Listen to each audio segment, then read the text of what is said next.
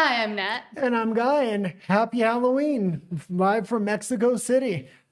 Big news, Donald Trump may be striking Venezuela in hours. Within the next 24 hours, it's expected, or rumors have emerged out of the White House that they are going to strike Venezuela, possibly making a regime change, or at least putting pressure on the Venezuelan government to step down. We'll have to see what happens because Donald Trump and the administration are outright denying this, but they did something similar during the Iran strike. So let's get right into it. Yes, so from Defense Intelligence, breaking, the Trump administration has reportedly decided to launch strikes on military installations inside Venezuela, with attacks expected at any moment. But what's really driving this sudden move, and how will Caracas respond? Yeah, and I do not expect a full-fledged invasion here. I think it's going to be strategic military strikes to show the power of the U.S. and really get Maduro to engage in negotiations to step down. At the beginning of Trump's first term, they had almost negotiated Maduro, his generals, and his family to step down and leave the country for full immunity. I think Trump wants to apply their pressure now and then get a negotiation for him, his administration, and possibly some generals to step down. So I think this is a strategic military strike in order to start negotiations. I would be surprised if it's a full-fledged invasion. And we also saw with Maria Corina Machado getting the Nobel Peace Prize and all of that kind of some sort of indication, because she did thank Trump and did a whole thing about Trump. But oh no, there's okay, you can play. But there's just music on here, and okay. It's not showing anything. Okay, well, why don't you play it? We can't play the music. That's the thing.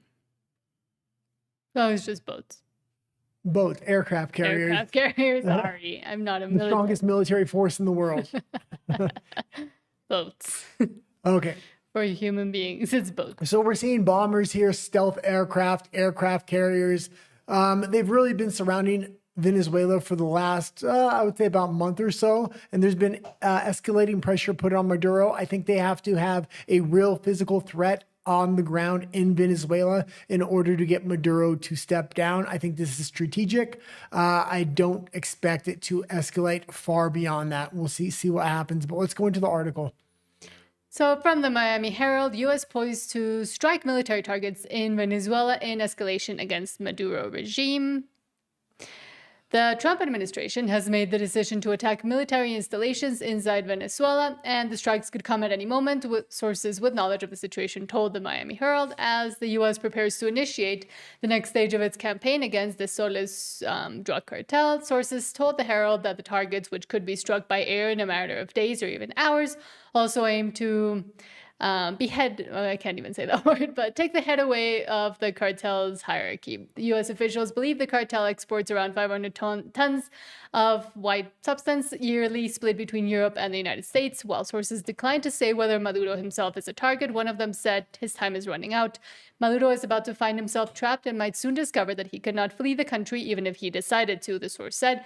What's worse for him, there is now more than one general willing to capture and hand him over, fully aware that one thing is to talk about ending and another is to see it coming. Yeah, and I believe there was a $200 million reward put out on Maduro's head. It looks like one of the generals are trying to cash in. The United States is looking at South America and Central America as its sphere of influence as the world goes to a more multipolar world. I think the United States is going to want to really implement its strategic pressure on South America and Central America. We see what's going on in Brazil right now. There's the narrative of cartel gangs influenced by the Chinese government in Brazil, and with Maduro. Maduro is the first target. I think they want to send a message to the rest of South America. We also see them majorly backing Argentina right now to the tune of $20 billion, really helping Milei get elected in that country. So I think as time advances through this Trump administration, we're going to see a lot of strategic pressure being put on Central and South America to get rid of the Chinese and other possible influences, and for the United States to really bring it into its sphere of influence. So I do think the U.S. kind of forgot a little bit about Latin America in even the first Trump administration, but also especially with the Biden one. There was a lot of silence, which let China creep in and other influences creep in and start to fund projects and become friendly with some of the governments, especially the very leftist governments. So now I think the U.S. sees that. I mean, it's all their southern neighbors, so they have to continue their influence there unless they want to give away a lot of the power that they had a long time ago. Well, I also think it's a lot cheaper to go into Central and South America rather than halfway across the world in the Middle East, creating endless wars. In Central and South America, I think they have a lot of assets. I think it's very easy to project pressure into there. I think it's easy behind the scenes to negotiate deals with China to stay out of those regions. They're going to have to kind of rid that region of China, maybe with a little bit of military might, before China's willing to disengage. But I think we've already seen China disengaging from the region somewhat. China really has a stranglehold on Venezuela as its foothold in that region. And it also applies a lot of pressure within Brazil because Brazil is part of the BRICS and is quickly engaging in its economic, I would say, foundation that China is building with their gold reserves, their gold banks within that country. So you can trade yuan for gold directly if you have any money left over from the trades with China. It's actually a brilliant strategy, but I think the United States is going to really start honing in on South America here. And I think Argentina is going to start projecting a lot more power. And Walker says, hello, Walker. Thank you for being here. He says, nothing ever happens. I'm joking. How are you guys? Good. How are you? Hope everything is getting better and better. And I think he's saying nothing ever happens because you always see, well, we'll see what happens. After every single story, you always go, oh, we'll see what happens. Well, now we're nothing ever happens. Well, now we're seeing what happens. Well, it hasn't happened yet, though. Yeah, but it looks like it's coming down to that. And I will say we'll have to see what happens on how much power they actually project within Venezuela. I don't think they're going to have to project too much. I think a couple military strikes on strategic locations engage Maduro in talks. We already know he was willing to engage in those talks in the first term, and they were that close to negotiating a deal and have Maduro step down. They already have somebody ready to take his place, and that was the woman that got the Nobel Peace Prize this year. So Maria Corina Machado. Yeah. We should have a drinking. I mean, we don't drink, but we should have a drinking game or a something game each time you say we'll see what happens. Well, we have these skull glasses we got from Walmart today for Halloween. So I don't think it was Walmart. Yeah, it was Walmart. Okay. But moving on. Because you told me not to get them because they would break. Okay. Okay. Moving on from Baron Trump. Breaking: Speaker Mike Johnson just backed President Trump's call to nuke the Senate filibuster and end the Democrats' shutdown with 51 votes instead of 60. This is exactly what President Trump said in his Truth Post last night. We just want this to end. Democrats don't even deny they're causing the pain. They admit it. Should Senate Republicans follow Trump's lead and nuke the filibuster to end the shutdown? Yeah, I don't like the shutdown. And the shutdown's still going on. Yeah, I don't like the shutdown at all. That being said, I don't want to see the filibuster really, I don't want to see them get rid of this filibuster. It's kind of what's protected the United States from making Puerto Rico a state, from packing the courts. And Trump is completely unprepared for this. I mean, when Trump lost after his first term, he had 4 years to make a political strategy going in there like gangbusters and really making change to the United States. If they pull this filibuster on a whim, they really haven't pre-planned it, and they're not going to know how to project their power properly. If they do get rid of this filibuster, it's going to give Trump the opportunity to do whatever he wants. That being said, the Republicans said in the past they want to do a lot of different things. If they do those things and they don't work out, it's going to give ammo to the Democrats. Number one, it's going to consolidate power. So if Trump does not win the midterms and he loses the midterms by a hair, it's going to give the Democrats a ton of power. It's going to give them even more power the next time they have the presidency. I don't want to see this happen. Not right now, not on a whim. I think the Democrats were getting broken down in the mainstream media as well. Even liberal channels like CNN, MSNBC were saying the shutdown was the Democrats' fault. They were going to have to vote with the Republicans to reopen government shortly here. Otherwise, their poll numbers would continue to drop. Now, Trump has given them some ammo. This is what they want. They want to get rid of this filibuster, not so Trump can project his power so much, but so whatever he does, they're going to have ammo. Number one, say he's acting like a king. If some of these ideas don't work out that he pushes forward, that the Republicans have been talking about for years, it gives them more ammo there. And the next time they're in power, they're going to be able to project their power and do what they want, implementing a lot of these radical liberals policies without anybody to really stop them.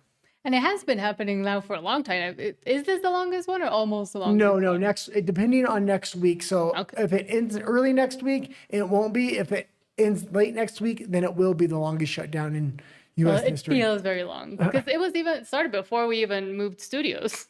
So I feel like this story is never ending because I feel like we've done a lot in the past month with moving and everything, and they're still shut down. It doesn't seem like there's any hardships in the United States with this government shutdown, but with the ending of food stamps, there is going to be a lot of hardship there next month. I did want to ask about the SNAP benefits and the food stamps, but we'll watch this first, and then I'll ask you about that.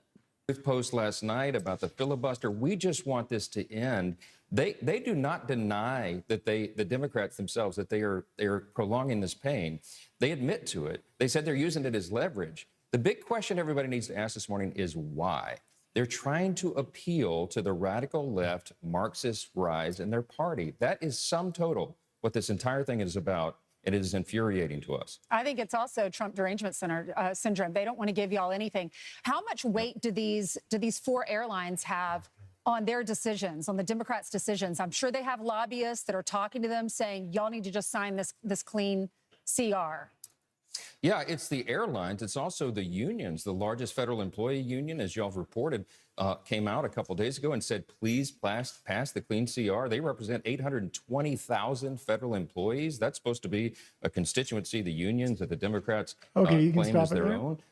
And this being said, like Trump had played this perfectly. He'd given it no real mind.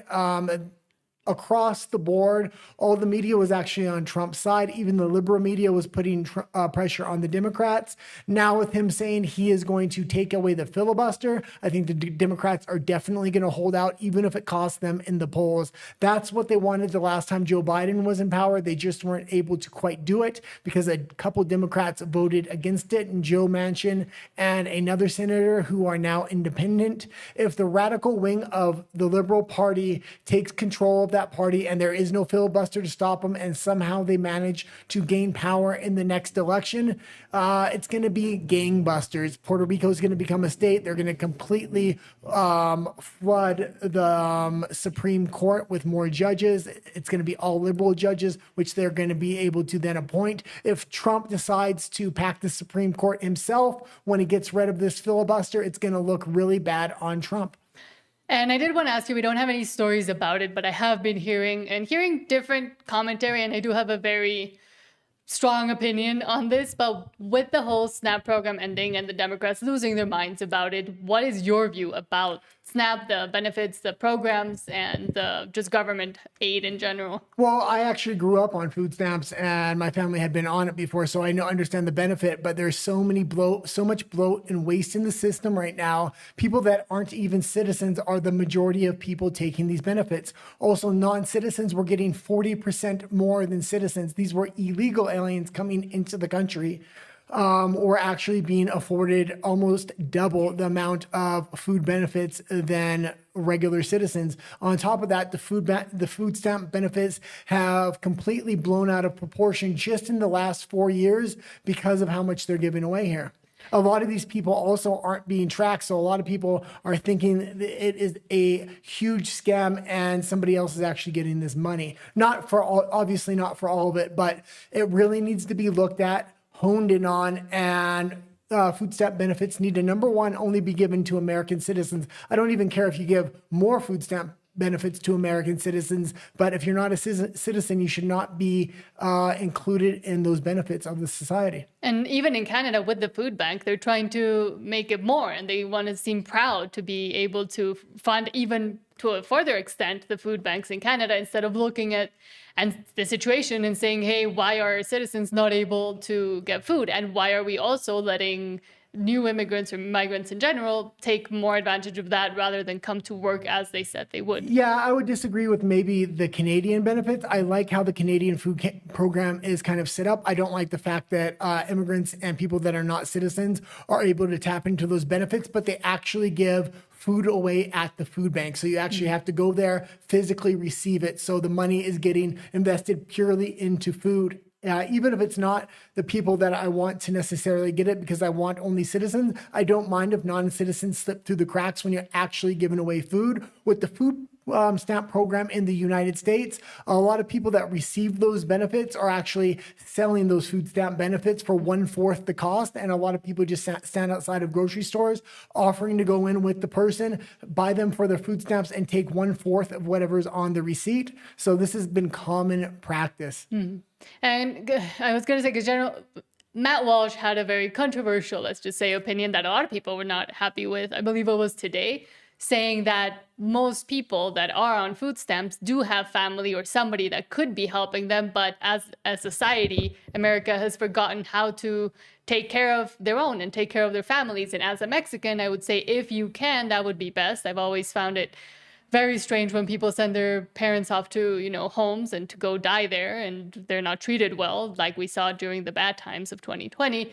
And I just have this conflicting opinion of, I do understand they are useful in certain situations, but also why has charity and just general Christian values gone away in the States towards being essentially just everything handled by the government? And why are more and more people okay with that? Yeah, the government wants to step in there to get votes, obviously. Now, I like the fact that churches are stepping in, but not everybody has family. I don't have any family, or I have very, very, very little family. I didn't have anybody I could have relied on years ago. So I do understand that maybe not everybody has family, and I don't like how the government has stepped in and provided food stamps for everybody, completely taking charity organizations and churches out of the equation, because that's who used to kind of step into that hole. I do like the Canadian food stamp program, or not food stamp program, but the food bank program, where the government actually buys food and distributes the food. I prefer that a lot more, because people aren't able to necessarily sell the food stamps. Possibly they could sell their food, but that's a lot harder to do. And it's more perishable. Yeah. Than a piece of paper. Walker says, hey guys, did you see that Peronismo, the left in Argentina, that's what it's called, were saying they lost because Trump supported Milei? Yeah, Trump did support Milei, and good for Trump. And they probably did lose because of that, in part. Trump gave Milei $20 billion, and that was contingent on Milei winning the election. So it looks like they went out, they voted for Milei. Now, that was only 1/3 of the actual seats they voted on.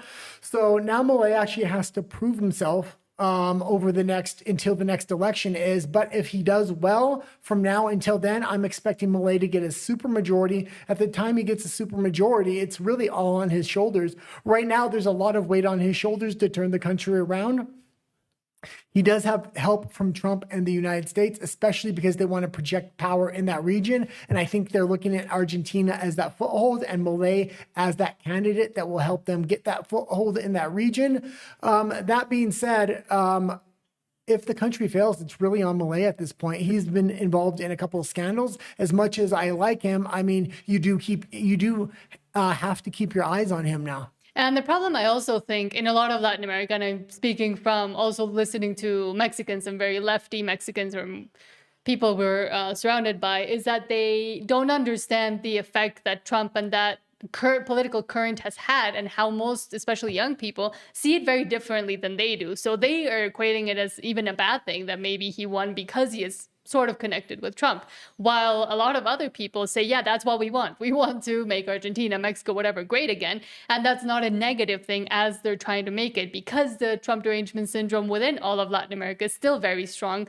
because the left still has a big foothold over here. But they don't understand that specifically because of that, it is actually could be a more positive change to be connected with MAGAism or Trumpism or whatever you want to call it. The left, especially in South America, absolutely despises nationalism. They equate it with Nazism. And that being said, that's not how it's viewed by the young people nowadays. We want to put our own countries first, our own peoples first. Stop buying into globalism. Stop giving your tax revenue to other countries. Canada continues to be on the verge of economic collapse, and they're continuing to fund Ukraine and a million things outside of their country. All tax revenue should be spent on their citizens and their citizens alone, whether it's Argentina, the United States, Canada, or somewhere else. But the globalist left was this close to controlling the world. I mean, everything was supposed to come together this year and next year. And Trump has really stepped in there and started to dismantle that machine and say, no, politicians and governments need to put their people first. And Walker asks you specifically. Walker says, Guy, did you see that Pakistan and Afghanistan are heading towards conflict? That could get very critical because Pakistan is a country with nuclear power without the counterweight that the West has. Yeah, it's going to be interesting what happens. A lot of people are getting in conflicts with Pakistan right now. We just seen the conflict with India, and now we're seeing this new conflict emerge. So Nat's going over here to do what? Huh? Okay, let's put it on Nat over here. Maybe she can stop walking away at some point and actually do the show. We forgot to close the window. Continue answering Walker. You have to remember how to do your own show. Okay. Sorry. We didn't notice a window was open. Okay. And we're just shouting and yelling. Why don't we go to the next story here? Speaking of global, yes. So from Phoenix Reloaded, Italians from both sides of the political spectrum have united against the Italian government. They have called a general strike and refuse to pay all tax until the government abandons the forced digital ID wallet.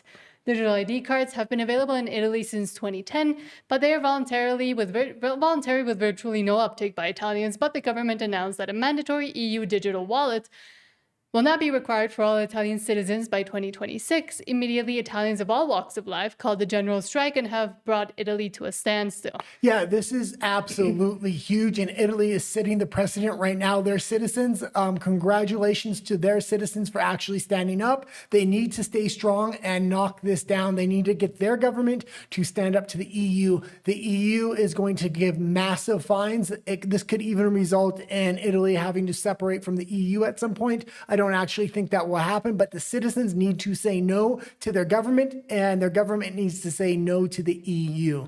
They need to have the country actually collapse rather than take in a digital ID of this nature. The next thing that is coming is digital currency. It's already in stage 1 in the EU. It's currently being implemented. Soon it's going to be forcefully implemented on the Italian people. They first need a digital ID in order to do this.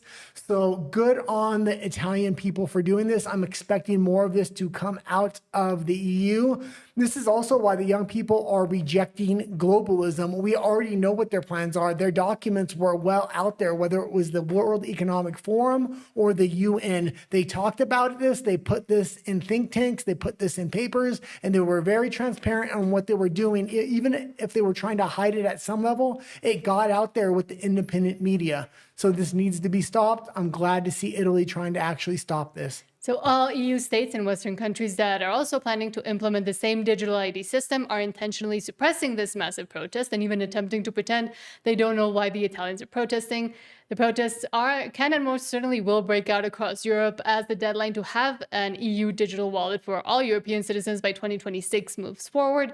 The EU digital identity wallet is a part of a new EU-wide regulation. We talked about it, and we talked about the implementation of it starting in October, and they have been forewarning about this for quite a while, but now we're seeing the actual consequences. Hopefully it'll continue and actually spread across Europe. Well, first of all, these protests, they have to do it in a very smart way. They have to be nonviolent. Otherwise, the EU and the Italian government are going to use violent protests as a way to implement digital ID and to track people and cut down on violence. So these protests need to stay nonviolent, but other ways they can do this, they can refuse to pay taxes, they can refuse to go to work. A lot of services are essential. If those essential workers refuse to go to work, the country grinds to a halt.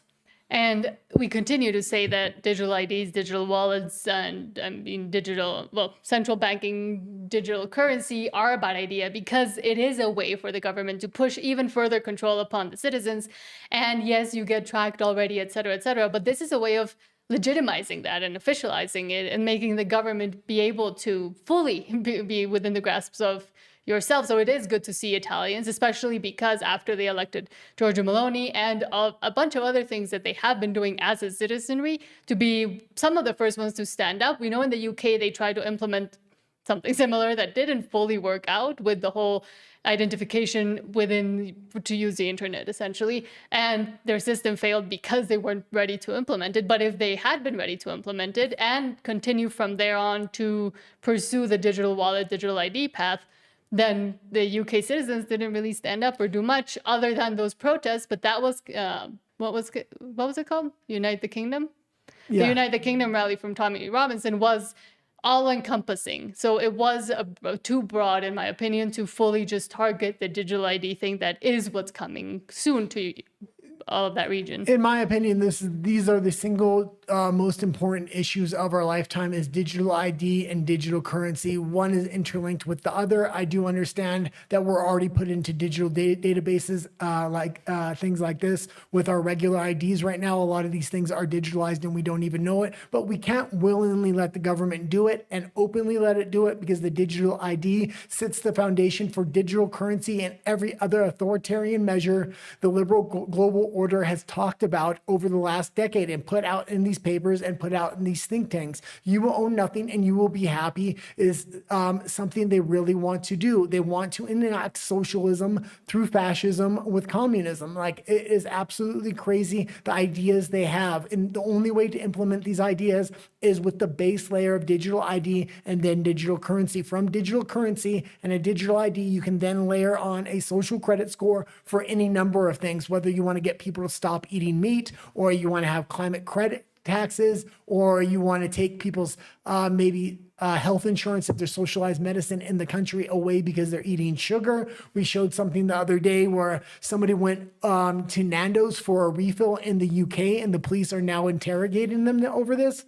It's absolutely insane. As to why they're drinking. They don't even have a fully appropriate digital ID and digital currency, and they're already trying to monitor people's sugar intakes at fast food restaurants in the UK. And the UK is not the only place doing this. And with all of these initiatives and ideas and globalist ideas that NGOs and countries themselves want to implement, it's not like we weren't foretold about it. They've talked and made conferences and books and written a bunch about it and made academic studies. And we also see how it is actually being implemented in China. So we have all the examples and all the information about it even, and they're not quiet about it. They say it out in the open and they say what they actually want to do. The problem is most of the citizens don't just ignore it and they continue to live their lives because they have to go work, they have to go do other things. But being informed, especially now, about how the plans are being implemented and actually put into action, I think is important for everybody, as terrifying as it might be. Well, and at this point, if the citizens are actually able to stand up to these Western governments, Western society actually has a benefit over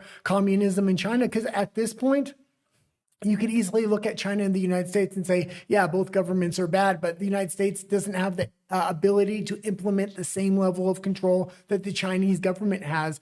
If they go forward with these digital IDs, digital currencies, and social credit scores in the West is just as bad as China, and we might as well have a global government at this point. Mm-hmm. So it's very important that we stand up now, whether it's digital ID, digital currency, even if you're somehow forced to accept it. Let's say you own a house or something else. In order to keep that house, you're forced into a digital ID through your tax system or something else. Resist it as much as possible. Use the digital ID as little as possible. Really fight back and speak up, whether it's your social circles or online. And Room Music says, hey guys, hello, thank you for being here. And we're moving on to Canada because it's the easiest to criticize from elections, Alberta, but this might be positive.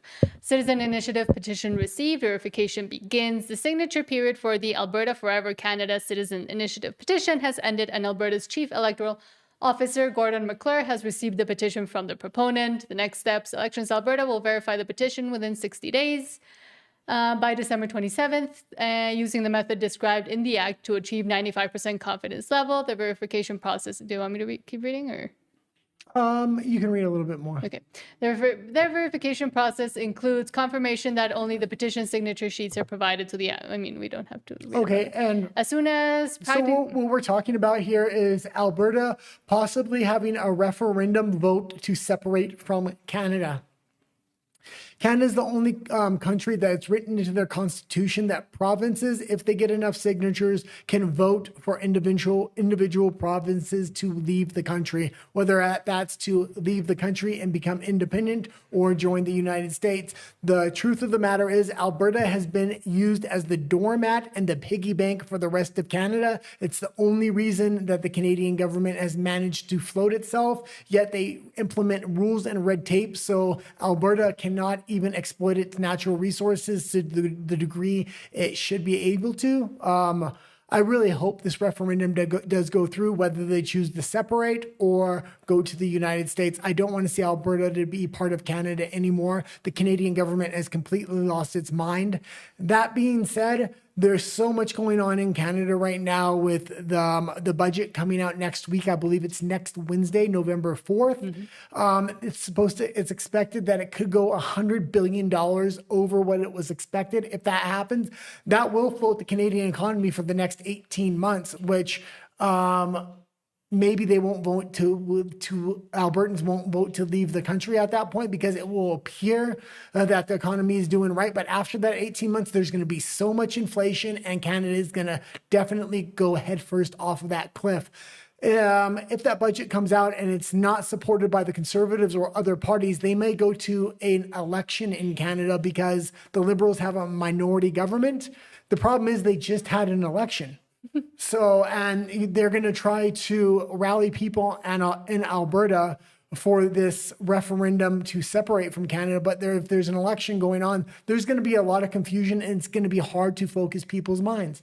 And I'll just read the initiative petition background. So the citizen initiative application from proponent Thomas Lukaszuk for a policy proposal with the proposed question. That's a lot of proposal. Do you agree that Alberta should remain in Canada? So that is what is being voted. Well, now there's a second ballot measure getting put on there. Should we remain with Canada? So they want to pose the same question in two different ways, possibly canceling each other out if people don't actually understand what they're saying, because it is a lot of non-English speakers that do vote in Canada. And the Canadian national government is currently flooding Alberta with a lot of immigrants, specifically to try to throw a monkey wrench into this election. There is another thing. If there is an election in Canada and by some miracle a Conservative government does win, which they do have a pretty good candidate with Pierre Poilievre, Alberta would not vote to separate from Canada. So potentially Pierre Poilievre could get in there if there's a national election. Alberta would vote to stay with Canada, and then there could possibly be another snap election where they could get Poilievre out of there. I mean, there's any number of situations that can happen in Canada. There's just a lot of confusion, and that's why no private investment money is coming into Canada. It's all fleeing to the United States right now, really digging the grave of Canadians and Canada a lot deeper right now. And it shows the instability in general that Canada is going through. And I don't think, as I said a few days ago, I don't think Canada is fixable for the next 10 years. For this generation, it has already been completely stalled. And we do have an example of what they continue to do and how they continue to rewrite history. And I had seen this put in as a proposal, at least within Parliament in Canada years ago, but apparently now they're going through with it, or at least this person did. Dunk says this woke rewriting of history has to stop. And this is an absolute travesty. I'm going to sing the national anthem for a minute, but the words are, "O Canada, our home and native land." This guy changes this to "O Canada, our home on native land." So a lot of Canadians are absolutely upset with this. I'm upset with this. Let's watch what they did, but this is absolutely ridiculous. And this continues to go on with the whole reparations for First Nations peoples and land acknowledgements. This is also where land acknowledgement leads to. And we have to remember they're currently stripping Canadians of private property. They've had the first case that set precedents to take private property away from Canadian citizens and give it back to Native tribes. First to sing the Canadian national anthem, please welcome Also, pause, just look at him. That is not a man. multi-platinum, Grammy-nominated Canadian singer-songwriter, J.P. Sachs. No idea who that is. Oh, Canada, our home, our native land.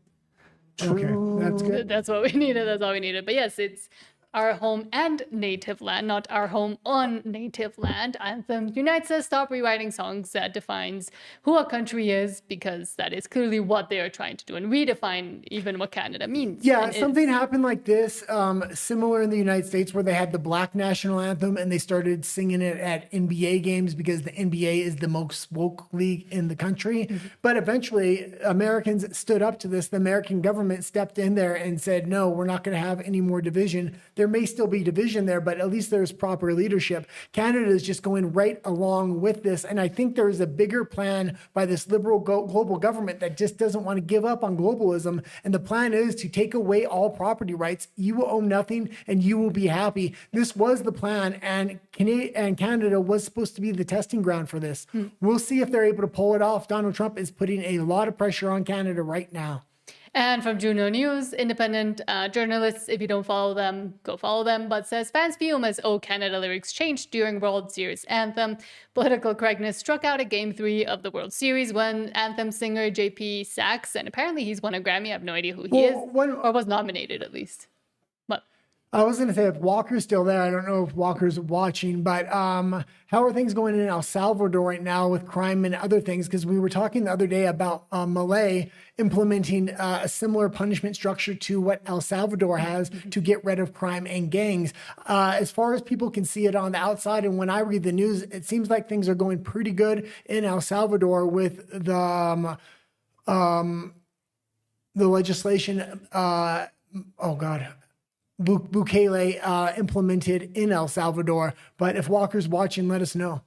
Okay. So some of the comments were, no, JP Sachs, our home is not on native land, and whoever told you that you could sing was lying to you. Well, Game 3 of the World Series was underway at Dodger Stadium in California. JP Sachs was born in Toronto, despite a 2021 Grammy nomination, so he didn't win one. He canceled his August 2025 tour due to insufficient tickets. Canada's anthem was first created in 1880 in January of 2018. So this is what I was talking about. Parliament passed legislation by the late Liberal MP Maurice Bellinger, which changed the lyrics of "O Canada" from "True Patriot Love in all thy sons command" to "True Patriot Love in all of us command." So they took away the pronouns to ensure gender parity, according to the federal government. Liberals said no change was required for the French version. The previously widely accepted English version, adopted in 1927, saw no changes until 2018. The home on native land change made by Sachs is not based on an official change. Okay. But that is the insanity that Canada continues to live through. But going back into the U.S., from Eric Doherty, in a massive development, U.S. Senate votes to unleash fossil fuel development as the National Petroleum Reserve in Alaska to the tune of millions of acres, undoing a Biden-era decision. It has passed 52 to 45. 13.3 million acres will be opened up. This is absolutely huge. And this is how Trump is able to go around the world and right now get trillion-dollar deals from a lot of different countries. He's unlocking the energy of the United States and selling it to the rest of the world. Canada, people were going to Canada and begging. Countries like Japan, Indonesia, and the Canadian government had more natural resources than almost any other country except for maybe Russia. And they said there was no financial equitable means to actually justify it. And now Trump is stepping in there and unleashing the natural resources of the United States and really building and strengthening its allyships with other countries, while Canada is having to stand on the sidelines and watch the United States absolutely eat its lunch. And Canada had the opportunity to eat its own lunch and it would be shitting out money at this point. Instead, they decided to go the green route. It's not working. The world is now turning its back on that, including Bill Gates. And the United States is absolutely going forward for this.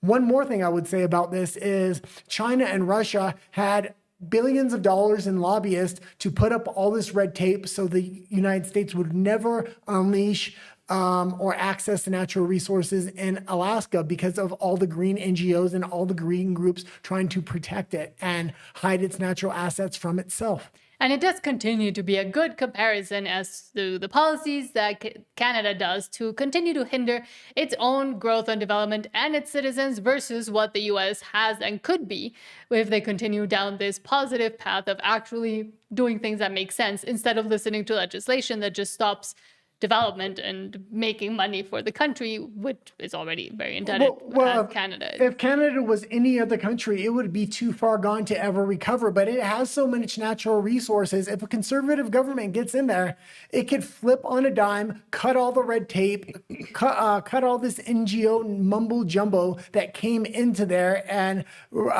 doesn't allow Canada to actually drill or exploit its LNG and start shipping it out to the rest of the world. Canada could change and could become very profitable in a very short amount of time, unlike any other country. I just don't believe in the Canadian people and that the Canadian people will actually vote against a Liberal government. And we have spoken about Mark Carney and his past work at Brookfield Asset Management, which is he moved it to the United States as soon as he became prime minister, and it is now investing in very different things to what Canada and the Canadian government wants to invest in or has wanted to invest in, even when Mark Carney was, the economic advisor to the Trudeau government.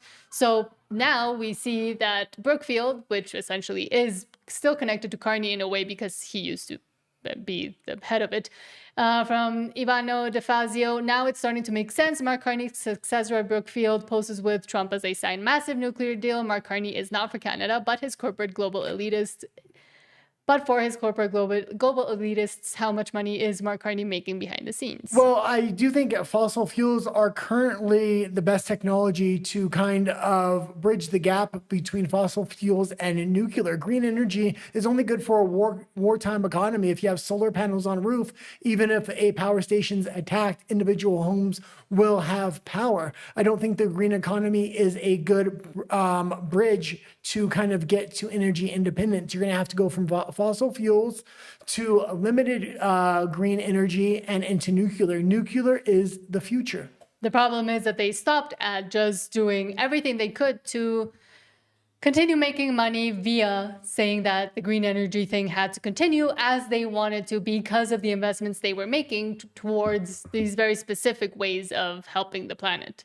Yeah, it's really a huge scam, and China's the one that benefits the most because they're the only ones that can refine the minerals and make the solar panel cells and a lot of other things. Mm-hmm. We're going to be developing. Oh. It's too loud. Hold on. Energy. We're going to be developing nuclear, semiconductors, and strengthening the entire domestic supply chain. So I'd like to kick it off, right? And the first company I'd like to announce is Westinghouse, which will invest up to $100 billion in nuclear reactors to restore U.S. energy dominance. And we have the co-signer is Bruce Flatt, who's the chairman and CEO of Brookfield Asset Management. So come on up. Pause it. There you go.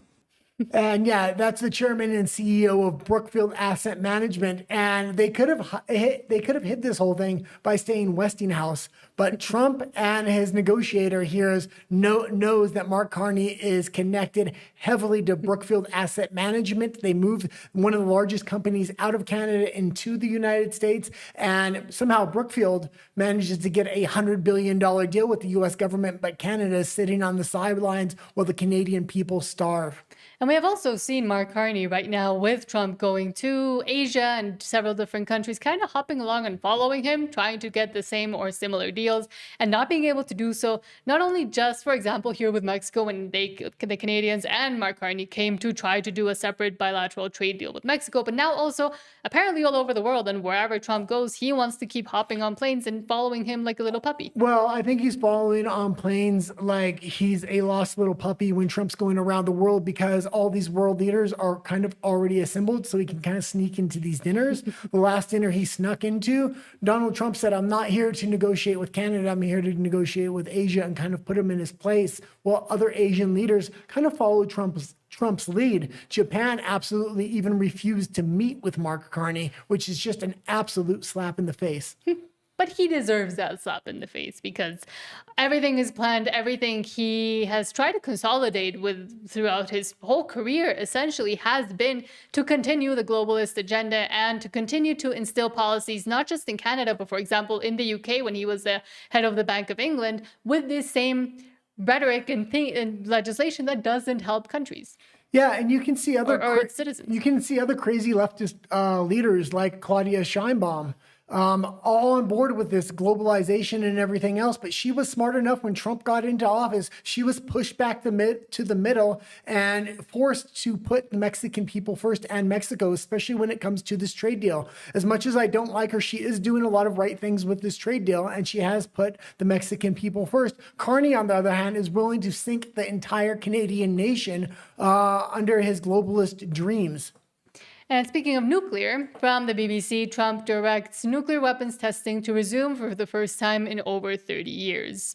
President Donald Trump has called on U.S. military leaders to resume testing nuclear weapons in order to keep peace with other countries such as Russia and China. Because of other countries' testing programs, I've instructed the Department of War to start testing our nuclear weapons on an equal basis. He wrote on social media before his meeting with President Xi Jinping in South Korea. The U.S. has more nuclear weapons than any other country, Trump said, with Russia second and China a distant third. It has not conducted nuclear testing since 1992. Yeah, and it was very interesting. I didn't grab the clip, but I believe it was a reporter from CNN when Trump and Xi Jinping were literally at the table. They had just finished. She just kind of butted in, screamed over everybody. What's with the nuclear testing, Mr. Trump? Why are you starting nuclear testing when Xi Jinping is sitting right there? It wasn't a good look. A lot of people are thinking she should be fired for that. But I think it worked out in Trump's favor, because it lets China know to their face that they are starting nuclear testing. China's already doing nuclear testing. Russia's doing nuclear testing. America kind of has to continue to do nuclear testing in order to be on the same level of military threat. Otherwise, nobody's going to respect them. They have recently revamped their entire nuclear arsenal under the first Trump administration. Now they need to test those assets. Yes. And now moving on to Jamaica, which has been battered by Hurricane. What was it called? Yeah, and I absolutely keep forgetting the name of the hurricane. I absolutely love Jamaica. This was a Class 5 hurricane. This is one of the biggest hurricanes. A lot of people are having a conspiracy theory right now that HAARP, which would be the agency that kind of manipulates the weather in the United States, intentionally wanted to hit Jamaica with this. I'm not saying that's true, but man, Jamaica is absolutely devastated right now. They were behind the timeline to digitalize their society, and they were having trouble buying up private property and private property land within Jamaica. They're going to have no problem implementing a digital society now with Agenda 2030. I hope that's not the case. I really feel for the people of Jamaica. I used to have a roommate that was Jamaican, an absolutely amazing guy. And man, my heart goes out to Jamaica. So from Hustle BITCH, the island is gone, Jamaica wiped out as smart city rebuild moves in. New aerial footage shows entire towns completely erased, homes flattened, roads gone, 80% of the island still without power. The Prime Minister calls it the worst destruction in our history. Months before the storm, government leaders were already pushing Vision 2030 smart city blueprints across Jamaica. Now the island's in ruins, and those same plans are suddenly being fast-tracked. Paradise destroyed, smart city approved. The worst storm in Jamaica's history didn't just destroy the island, it cleared the way for their new agenda, and this would be the conspiracy theory.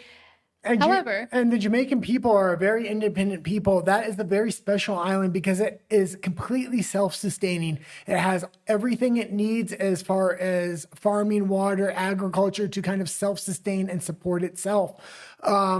The problem is now this global government may move in there very swiftly. The president of Jamaica was previously saying they want a full digitalized society, a full digital currency, a full digital ID system to track every citizen. And he was saying this outright in interviews, which was absolutely crazy. Most presidents wouldn't say something like that because their citizenry will be so much against it. And Jamaican people are very laid back. And even though he was saying that, I think they were going to have a real trouble implementing it. Now with the island in absolute devastation, they're going to start rebuilding homes with contingencies. If you want your land or you want money for food or anything else from the government, you're going to have to get these digital IDs, these digital currencies. You're going to have to buy in to this new digital system.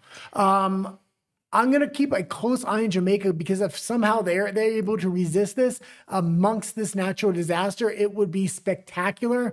I just don't know if they can. I think the perfect way to roll in a digital currency and a digital ID is in a time of crisis when the people are absolutely starving and desperate. They'll accept anything if you give them food and money in return. and that's what I was going to say. The conspiracy theory that, HARP and etc. made this happen might be a little far-fetched, but we do know that, especially when there are crises, and we just talked about California and what Gavin Newsom has been trying to do maybe since before, and the plans that were also instituted there.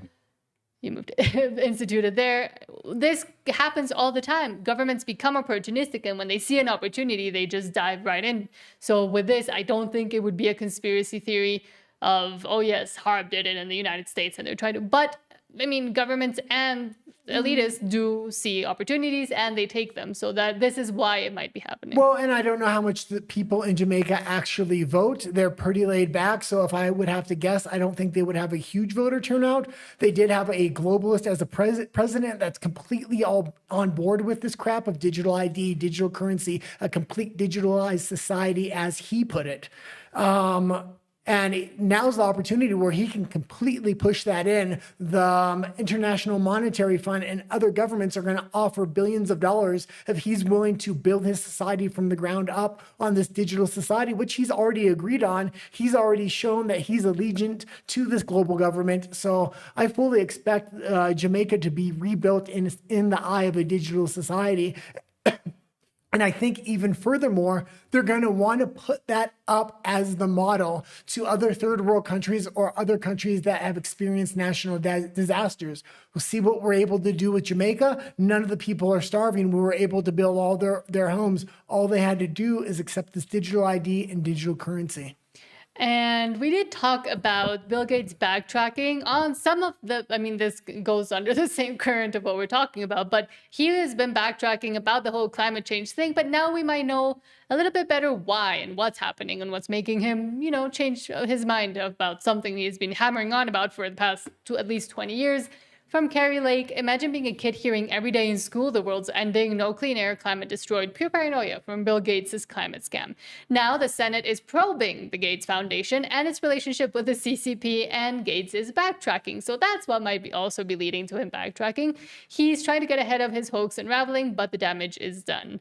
And we have seen a lot of insanity happen with especially younger kids that go and throw soup on paintings just because they're trying to fight against climate change. And none of it makes sense. This hysteria that they have going on in their own minds continues to unravel because of people like this, because of foundations like this, because of the plans that have been made for using the climate agenda to the ulterior ends that we have been talking about. Well, a lot of people think of climate change, Greta Thunberg, but the truth of the matter is one of the big architects that was planning to cash in on this and make trillions of dollars as well as use this as a power cudgel was Bill Gates. He is top of the heap. And now that the fact that he is flipped, it's an amazing turn of events.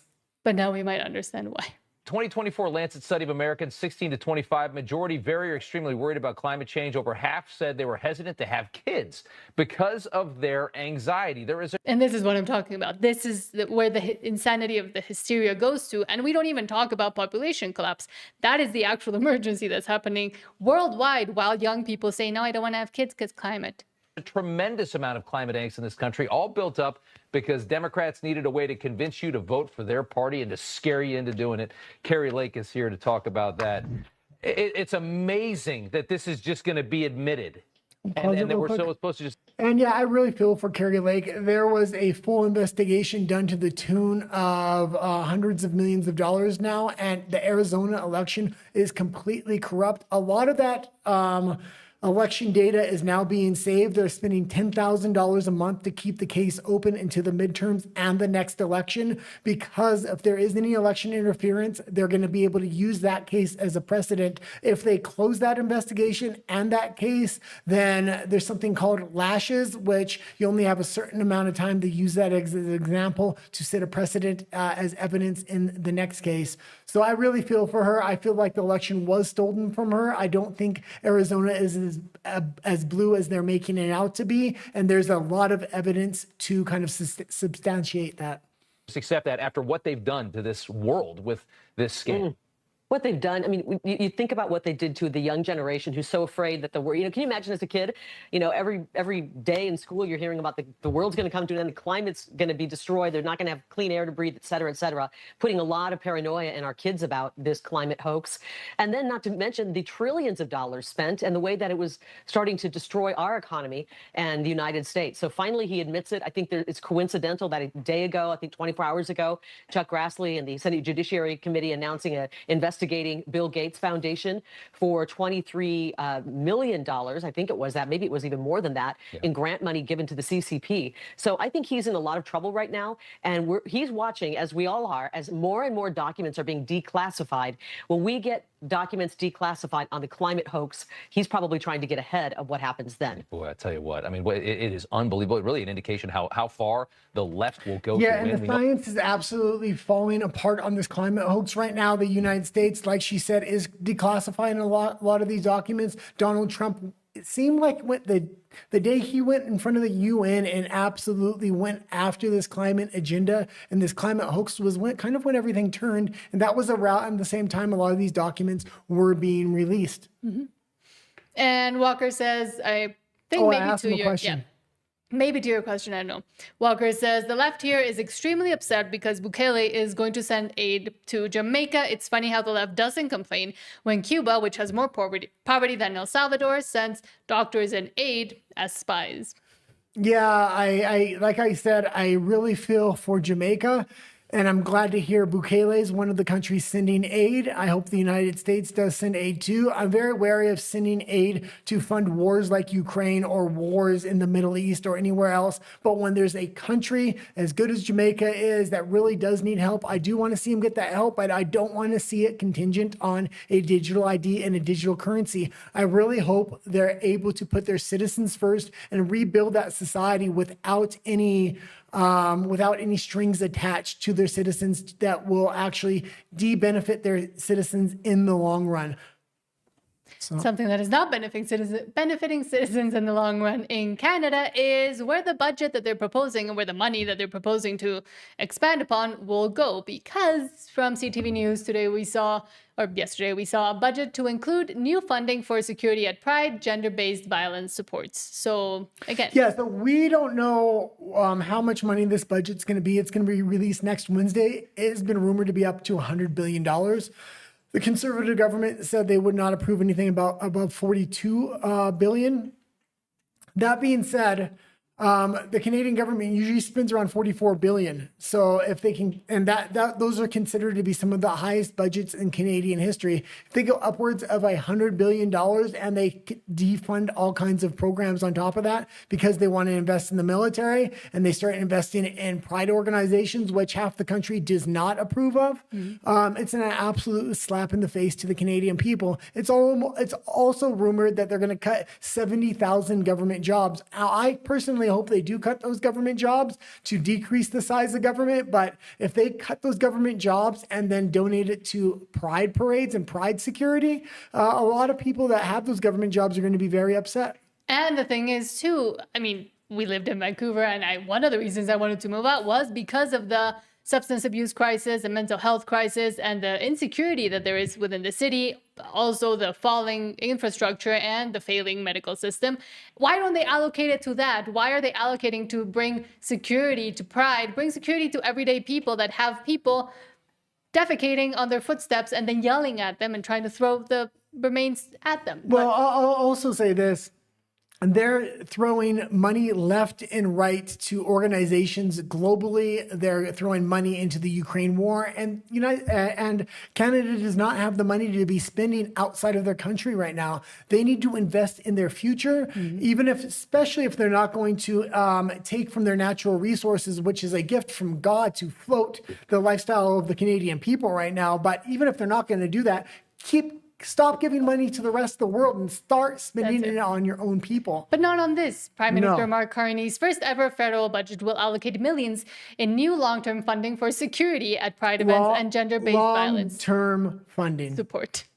Speaking at the National Art Gallery, Finance Minister Francois-Philippe Champagne and Minister of Women and Gender Equality Rachi Valdez previewed another close to $500 million in new spending that will be in the November 4th budget. This serious long-term commitment will ensure constant progress toward equality and safety for women, for girls, and for LGBTQIA plus people. And I think for that, we should all be proud. This is a moment in our nation's history. And a lot of people are retarded history. I mean, there's a lot of reasons why they're picking these groups, but they're not only picking the LGBTQ plus groups, they're picking ultra minorities, whether it's Native tribes and Native groups or the LGBT community. These are ultra minorities in the country. It's easy to pay these people off with millions of dollars in order to funnel billions of dollars into their own and their friends' pocket, and to also consolidate power within these groups and within the government, where the government will actually have the real power, and these small little groups that they give minuscule payoffs to, but actually go a long way because they don't have to spread the money that far around. It's a really easy way to manipulate power through money. And according to Carney's parliamentary secretary, Rachel Bandian, the prime minister was the one who insisted this tranche of funding be announced ahead of the budget in an effort to ensure sustained progress toward equality and safety. The minister said that next Tuesday's budget will include $54.6 million over the next 5 years to support the LGBTQ2S plus community in Canada. They changed it around from up there. An additional $10.9 million is being set aside for the years following. As part of this funding, $7.5 million over the next 5 years and $1.5 million ongoing is being allocated for security at Pride events. Yeah, I'm going to say this. This is a perfect dichotomy. You're having a country like the United States and Hungary headed in one direction, and Canada heading in an absolutely opposite direction. We're going to get to see in real time which one succeeds and which one fails. And it's based upon their policies. Canada's 10 years behind the rest of the world, whether it's on their climate policies, their green policies, whether it's with the LGBTQ, whether it's with there is no man and there is no woman. They are going to bring their country down with the ship. But taking land away from property owners, private property owners, to give it back to the native land? The Canadian people have nobody to blame it on but themselves. They're the ones that voted for this. There's a reason I no longer live in that country, and it's because I don't think the Canadian people will actually change their voting patterns. Yes, and the next few stories are a little bit too spicy for YouTube, so we're going to head over to RUMBLE to finish off the show. There's a lot about education and what little children are being taught, and if any kind of security should be put on pride parades, especially in Canada, is to protect small children against what they might see over there. But of course, that's not what the security that they're planning to implement is for. It's for the degeneracy that will continue to happen on the streets. But if you haven't liked and subscribed here on YouTube, please do so. And we're trying to get to 1,000 subscribers, yes. So thank you. And we are going to head over to RUMBLE. Follow us there, same channel name, and we'll see you in a second. We're just ending the stream here on YouTube. And thank you, Room Music and Walker, for all your comments. Okay. Okay, let's see if we have another subscriber yet. Oh, no, 96 subscribers here on Rumble. If